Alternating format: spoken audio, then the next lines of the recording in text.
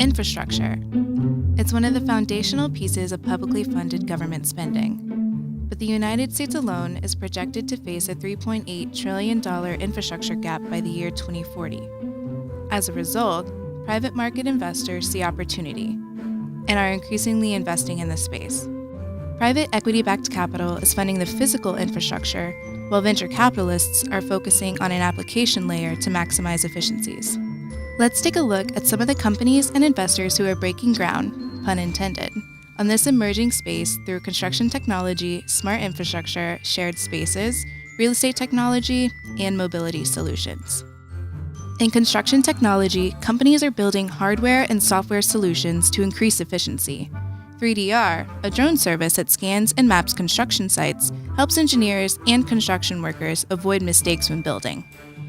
Most of today's infrastructure was built in the middle of the 20th century, so companies in smart infrastructure are using the latest digital tech to ensure they're extracting the most from current resources, no matter how flawed they may be. These innovations look like sensors that can detect traffic jams, or street lamps that dynamically adjust brightness, or change color when an emergency vehicle is approaching. Meanwhile, the real estate industry continues to introduce technology that streamlines the process for buying and selling homes. Inside major cities, office space is limited, but also expensive and time-consuming to build. Shared spaces provide a cheaper alternative while fostering collaboration and connection. WeWork is a perfect example. The co-working giant raised $3 billion in a deal led by SoftBank's Vision Fund, pushing its post-valuation to just over $21 billion.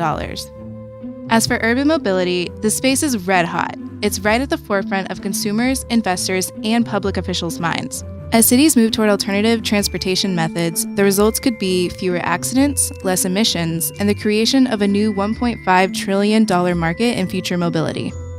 While public-private partnerships are nothing new, especially in these sectors, they're likely to play a growing role in how infrastructure is financed.